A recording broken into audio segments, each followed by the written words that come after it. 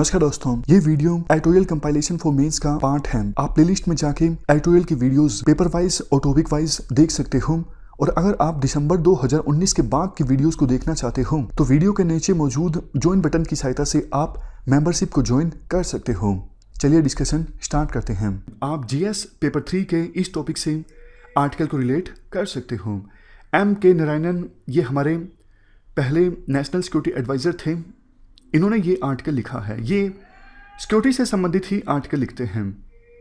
शुरुआत में ये बोलते हैं, जब देखो पिछले साल स्पेशल स्टेटस को रिवोक किया गया था जम्मू एंड कश्मीर में, सेंट्रल गवर्नमेंट ने कहा था स्पेशल स्टेटस को रिवोक करने से फ़ायदा होगा जम्मू एंड कश्मीर को, क्योंकि रेस्ट ऑफ इंडिया से क्लोजली इंटीग्रेट होगा जम्मू एंड कश्मीर।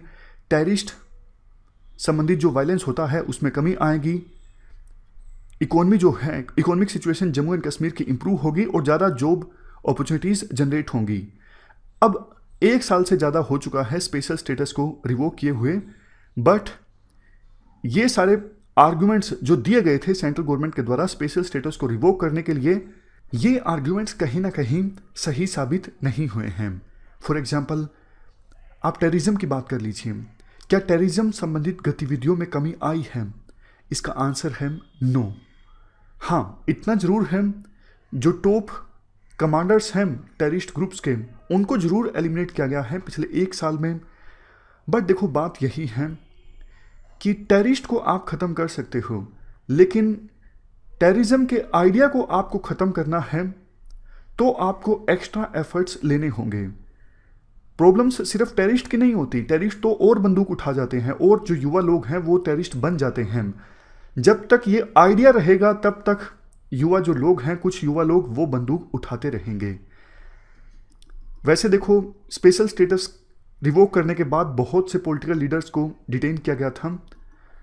ऑलमोस्ट सभी को छोड़ दिया गया है, लेकिन कुछ जो पॉलिटिकल लीडर्स हैं उनको अभी भी डिटेन करके रखा गया है, जैसे जम्मू एंड कश्मीर की पूर्व मुख्यमंत्री महबूबा मुफ्ती और कुछ लीडर्स जैसे फारूक अब्दुल्ला, उमर अब्दुल्ला, इन पर रोक लगी है कि ये ज़्यादा पॉलिटिकल एक्टिविटीज़ में पार्टिसिपेट नहीं कर सकते। हमारे सुप्रीम कोर्ट के फॉर्मर जज हैं जस्टिस मदन लोकूर, इन्होंने एक न्यूज़पेपर में आर्टिकल लिखा था। इन्होंने कहा था हाउस अरेस्ट की एक फॉर्म भी ह्यूमन राइट्स वायलेशन का एक बहुत ही ग्रेव एग्जाम्पल है, सीरियस एग्जाम्पल है। इंटरनेट अभी भी कश्मीर में बहुत ही स्लो स्पीड पर चलता है। हालांकि सरकार ने कहा 15 अगस्त को कि हम ट्रायल बेसिस पे कश्मीर के 2 जिलों में high speed internet services restore कर रहे हैं। बट देखो, क्वेश्चन यही उठता है, इंटरनेट की स्पीड ना होने की वजह से ऑलमोस्ट समाज के हर एक सेक्शन को नुकसान हुआ है। तो क्या कुछ टेररिस्ट की वजह से कश्मीर के सभी लोगों को ये यातना दी जा सकती है कि इंटरनेट ज़्यादा स्पीड में नहीं चलेगा? ये गलत है, ऐसा नहीं होना चाहिए। इवन हमारी जुडिशरी को इस पर एक्शन लेना चाहिए था, लेकिन प्रॉपर एक्शन जुडिशरी के द्वारा नहीं लिया गया। इसके बाद आर्टिकल में कहा जाता है इवन जम्मू रीजन के भी अपने ही कंसर्न्स हैं। जम्मू रीजन के जो लोग हैं वो भी नहीं चाहते कि आउटसाइडर जम्मू में आके बसे बहुत सारे, लेकिन नए जो रूल्स आए हैं डोमिसाइल से संबंधित, उनके अकॉर्डिंग अब बहुत से लोगों को जम्मू एंड कश्मीर का डोमिसाइल मिल गया है और फ्यूचर में और भी लोगों को मिलेगा। तो खतरा ये है कश्मीर की और जम्मू की जो डेमोग्राफी है वो चेंज हो सकती है। इसको लेके वेरियस पॉलिटिकल पार्टीज ने भी अपने कंसर्न्स जताए हैं। नेक्स्ट पॉइंट आता है कि देखो, जम्मू एंड कश्मीर की जो प्रॉब्लम है ना, बहुत कॉम्प्लेक्स प्रॉब्लम है।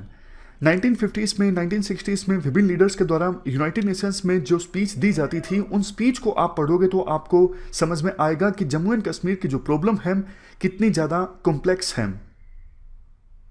हमारे देश में आज़ादी के बाद जितनी सरकारें आईं, सबने अपने अपने हिसाब से इस प्रॉब्लम को सोल्व करने का प्रयास किया, लेकिन वो सरकारें पूरी तरह से सफल नहीं हो सकी। अगर देखो सफल होती तो कश्मीर समस्या अभी तक एक्सटेंड ही नहीं होती, कब तक सोल्व हो चुकी होती।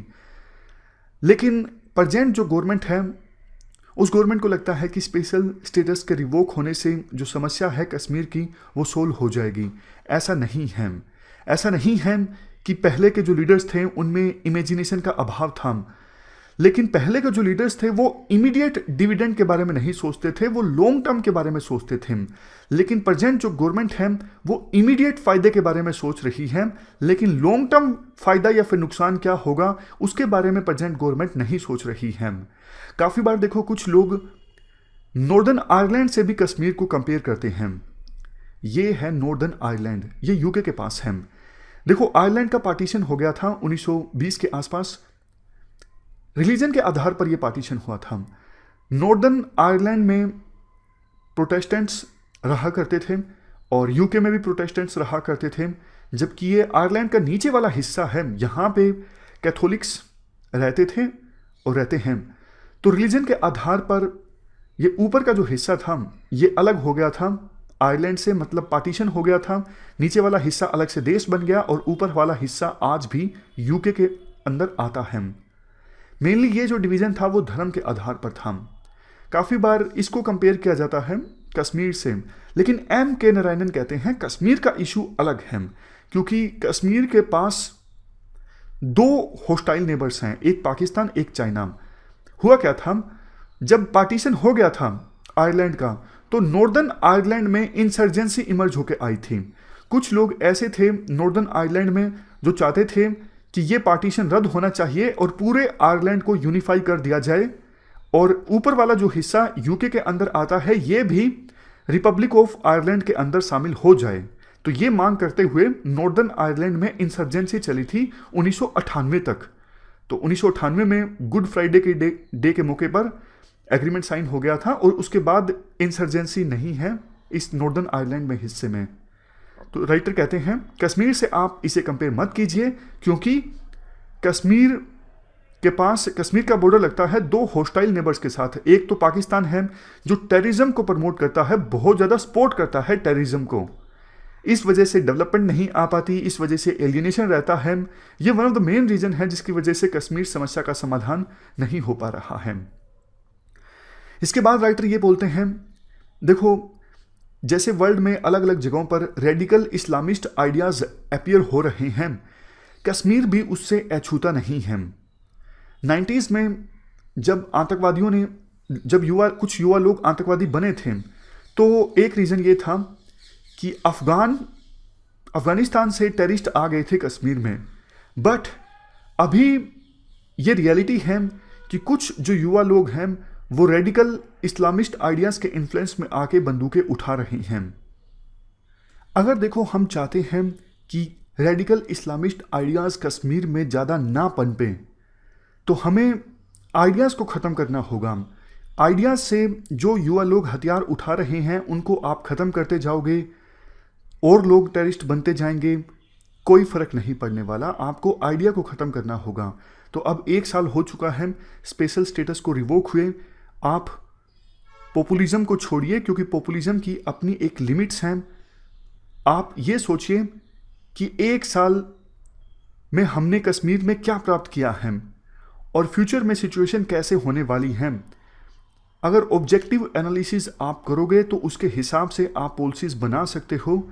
अदरवाइज तो पॉपुलिज्म के आधार पर आप अपनी पॉलिसीज बनाओगे तो कश्मीर की सिचुएशन का समाधान इससे नहीं निकलने वाला है और कश्मीर की सिचुएशन और भी ज़्यादा ख़राब हो सकती है और भी ज़्यादा एलियनेशन कश्मीर में आ सकता है। इस डिस्कशन में फ़िलहाल इतना ही है। Thank you very much for discussion.